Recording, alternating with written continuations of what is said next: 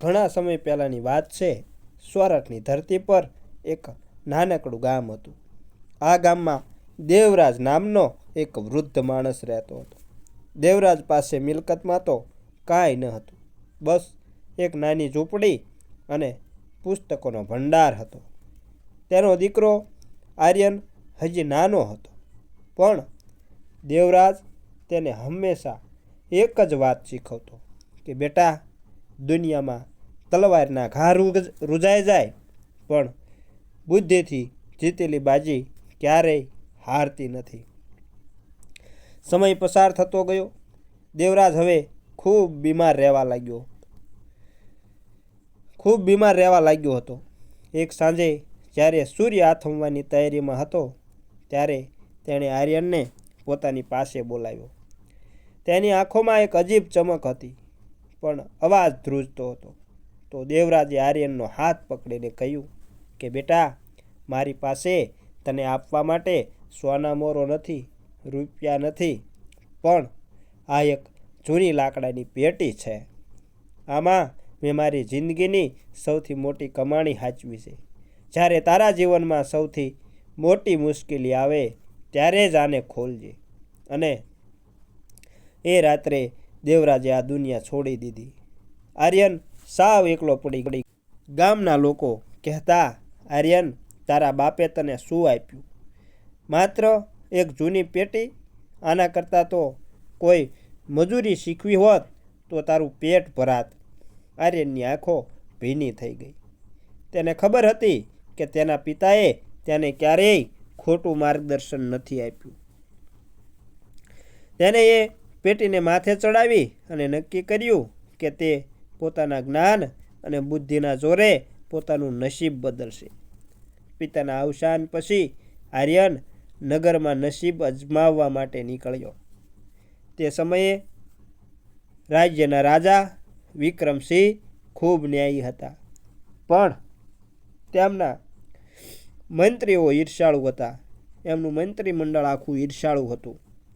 રાજાએ જાહેરાત કરી હતી કે જે કોઈ પણ રાજ્યની 3 સૌથી અઘરી સમસ્યાઓ ઉકેલશે તેને રાજ દરબારમાં સ્થાન મળશે. આર્યન રાજમહેલના દરવાજે પહોંચ્યો. ત્યાં ભીડ જામી હતી. મોટા મોટા પહેલવાનો અને ધનવાનો આવ્યા હતા. એક મંત્રીએ આર્યનના ફાટેલા કપડાં જોઈને તેની મજાક ઉડાવી. અરે ઓ ભિખારી, અહીં શરીરમાં જોર હોય એવા લોકોનું કામ છે. તારા જેવા દુબળા પાતળાનું અહીં નહીં, અહીં બળ જોઈએ. અહીં બળ જોઈએ, બુદ્ધિ નહીં. આર્યન શાંત રહ્યો અને માત્ર એટલું જ બોલ્યો, મંત્રીજી, હાથી પાસે બળ બહુ હોય છે, પણ તે અંકુશ તો એના નાના એવા માણસના હાથમાં જ હોય છે. આ સાંભળી રાજા પ્રભાવિત થયા અને તેમણે આર્યનને પહેલી કસોટી આપવાનું નક્કી કર્યું. રાજાએ એક મોટો પથ્થર બતાવ્યો, જે મહેલની બહાર બરાબર વચ્ચે પડ્યો હતો અને રસ્તો રોકતો હતો. રાજાએ કહ્યું, આ પથ્થરને અડ્યા વગર કે કોઈ સાધન વાપર્યા વગર રસ્તા પરથી ખસેડવાનો છે. જે આ કરશે તેને પહેલું ઇનામ મળશે. બધા વિચારમાં પડી ગયા. પથ્થરને અડ્યા વગર કેવી રીતે ખસેડાય? રાજ દરબારમાં સન્નાટો છવાઈ ગયો હતો. મોટા સૈનિકો અને પંડિતો મૂંઝવણમાં હતા કે પથ્થરને અડ્યા વગર કેવી રીતે ખસેડી શકાય. મંત્રી આર્યન તરફ જોઈને અટ્ટહાસ્ય કરી રહ્યા હતા. આર્યન ધીમે ડગલે પથ્થરની નજીક ગયો. તેણે જોયું કે પથ્થર ઘણો વિશાળ હતો, પણ તે જમીન સાથે જકડાયેલો ન હતો, એટલે કે અંદર જડેલો નહોતો કે ખૂંચેલો નહોતો. તેણે પથ્થરની ચારે બાજુ ફરીને ઝીણવટ ભર્યું નિરીક્ષણ કર્યું. તે સમજી ગયો કે આ માત્ર ભૌતિક બળથી નહીં પણ દ્રષ્ટિકોણની રમત છે. તેણે રાજાને વિનંતી કરી, મહારાજ, મને થોડા મણ ગોળ આપો અને પાણીની જરૂર પડશે. બધા હસવા લાગ્યા. મંત્રીએ કટાક્ષ કર્યો કે શું તું પથ્થરને ગોળ ખવડાવીને મનાવવાનો છે કે તે ખસી જાય? પરંતુ આર્યન વિચલિત ન થયો.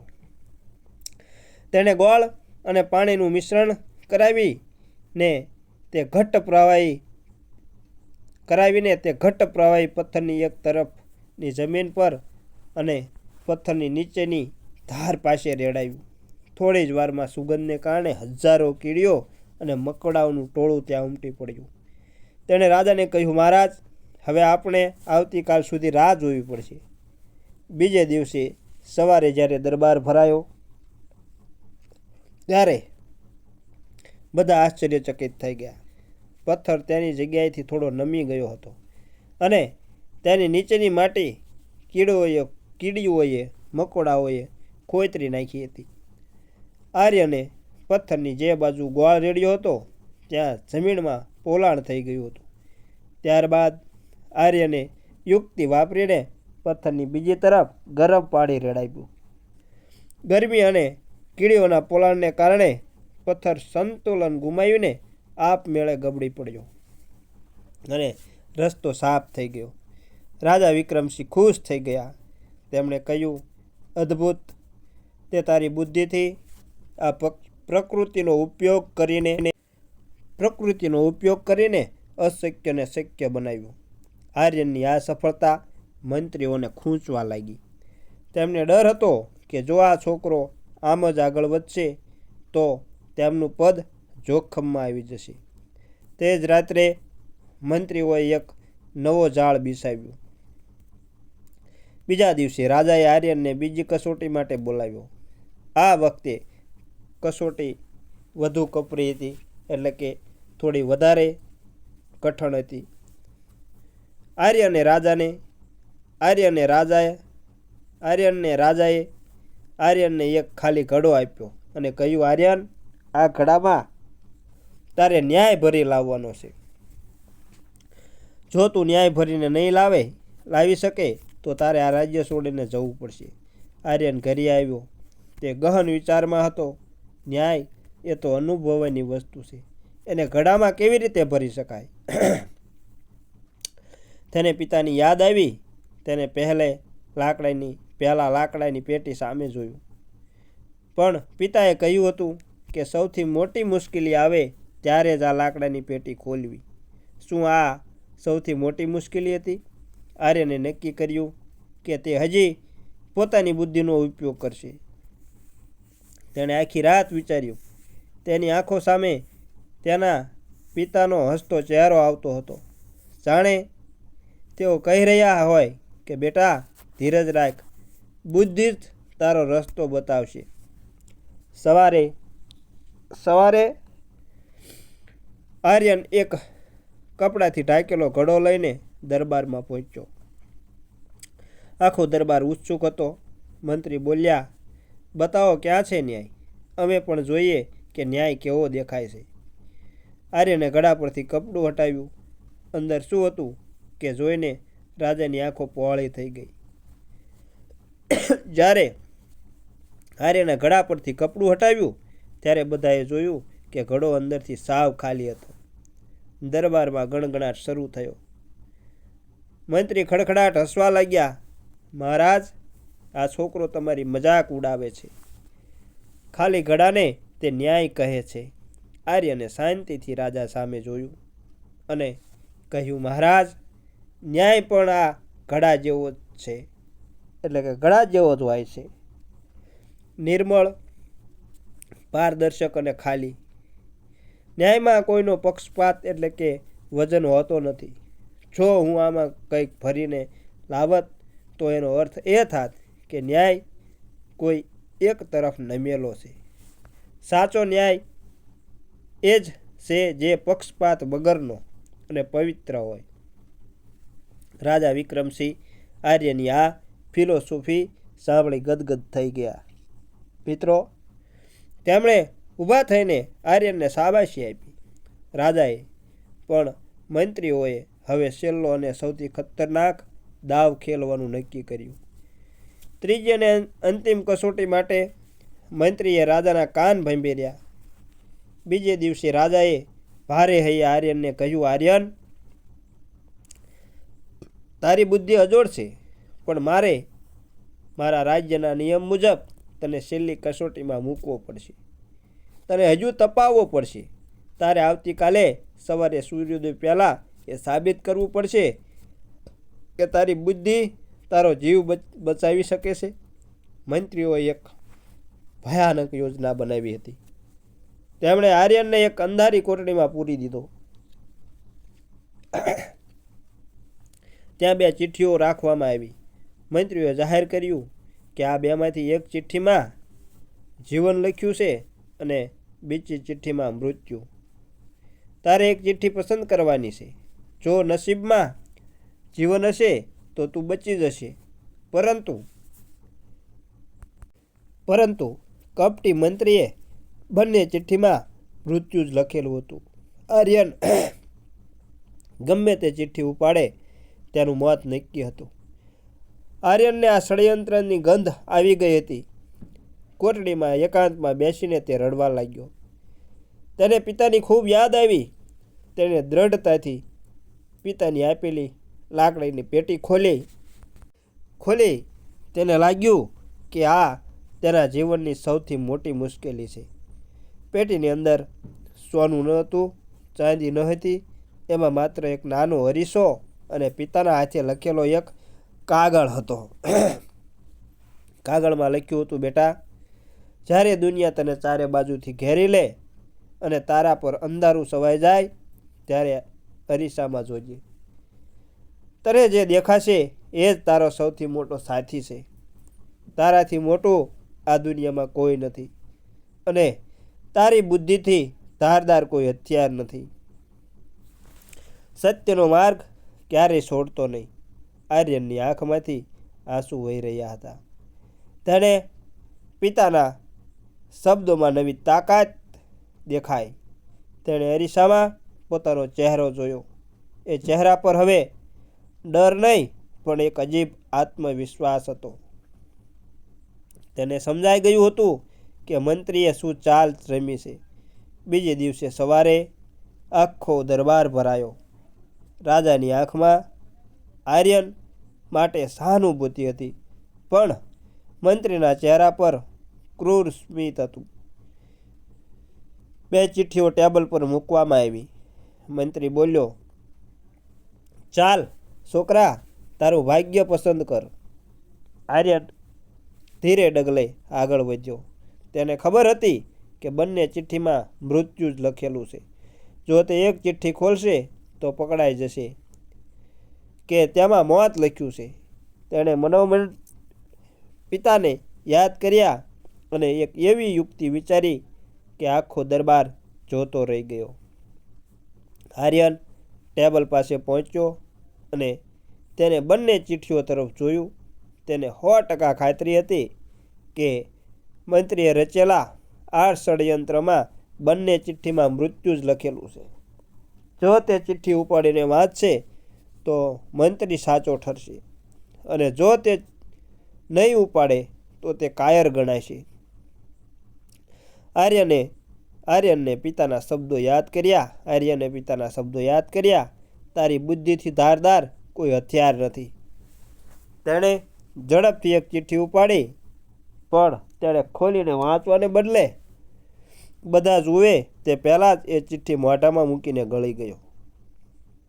આખો દરબાર સ્તબ્ધ થઈ ગયો. રાજા વિક્રમસિંહ પોતાની સીટ પરથી ઊભા થઈ ગયા કે આર્યન બેટા, આ તે શું કર્યું?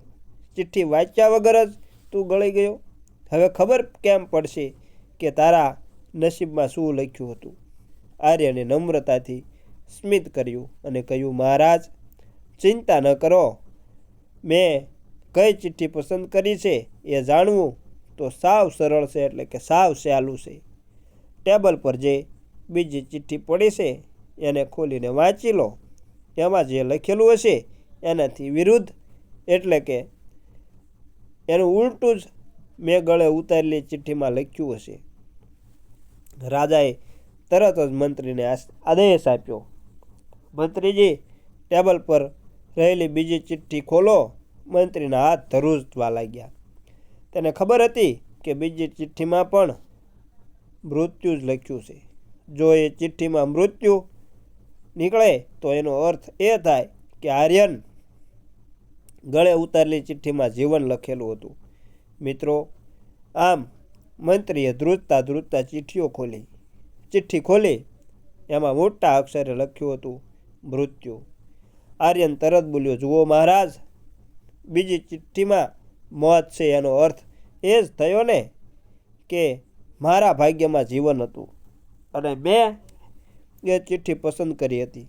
રાજા ખુશ થઈ ગયા અને આખા દરબારે આર્યનનો જય જયકાર કર્યો. મંત્રી પોતાની જાળમાં ફસાઈ ગયો. રાજાએ આર્યનને પોતાના મુખ્ય સલાહકાર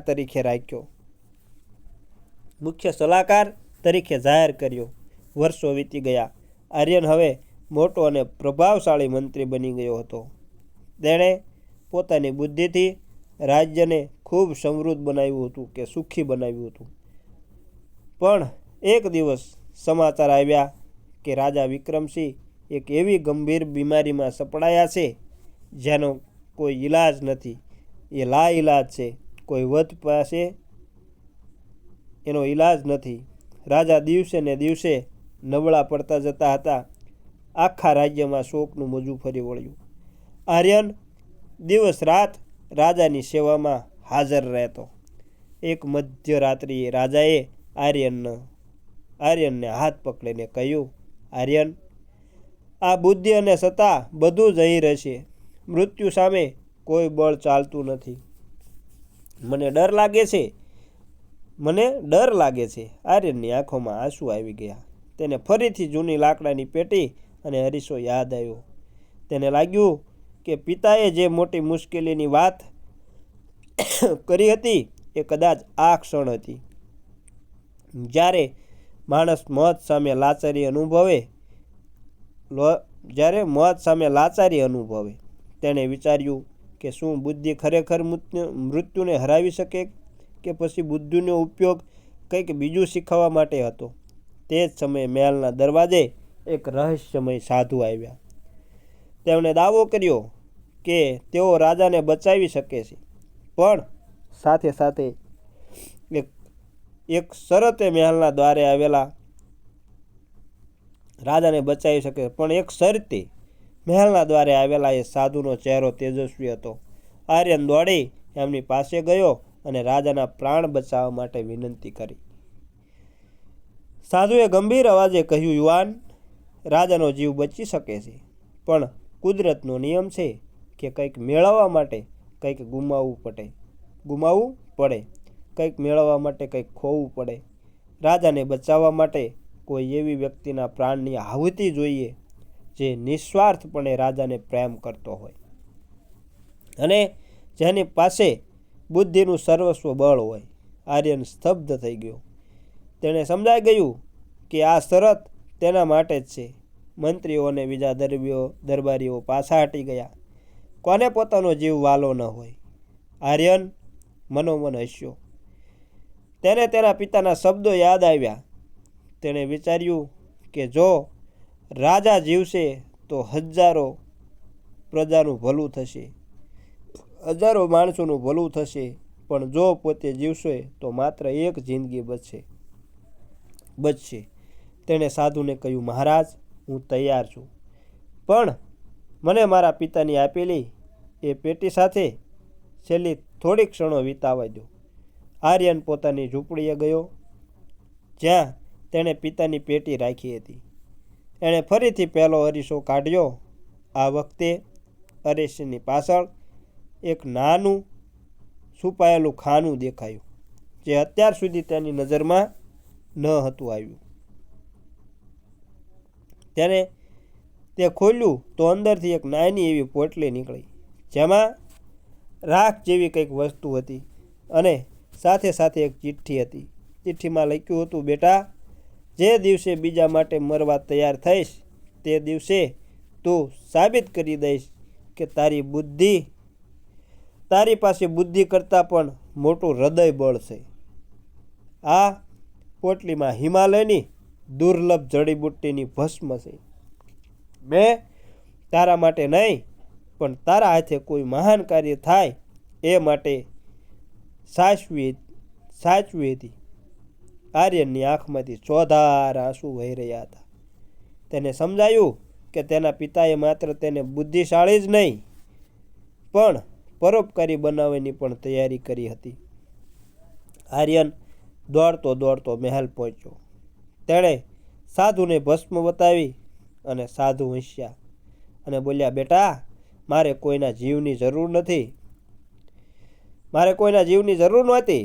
મારે તો એ જોવું હતું કે તારી બુદ્ધિ તને અહંકારી બનાવે છે કે ત્યાગી. તે તારો જીવ આપવાની તૈયારી બતાવી એ જ તારી સૌથી મોટી જીત છે. ભસ્મના ઉપયોગથી રાજા વિક્રમસિંહ ધીમે ધીમે સ્વસ્થ થવા લાગ્યા, એટલે કે સારા થવા લાગ્યા. આખા રાજ્યમાં ઉત્સવ મનાવવામાં આવ્યો. પણ આર્યન હવે બદલાઈ ગયો હતો. તેને સમજાઈ ગયું હતું કે સંસારમાં બુદ્ધિનો સાચો ઉપયોગ સત્તા મેળવવા નહીં પણ સેવા કરવામાં છે. વર્ષો પછી જ્યારે આર્યન વૃદ્ધ થયો ત્યારે તેણે પોતાના અંતિમ સમયે આખા શહેરમાં, એટલે આખા રાજ્યમાં, આખા નગરમાં આખા રાજ્યની સંપત્તિ ગરીબોમાં વહેંચી દીધી. તે ફરીથી પોતાની એ જૂની ઝૂંપડીએ આવીને રહેવા લાગ્યો હતો. રાજા પોતે તેને મળવા આવ્યા અને પૂછ્યું, આર્યન, તે આખી જિંદગી મહેલમાં વિતાવી, તો અત્યારે આ ગરીબ ઝૂંપડીમાં કેમ?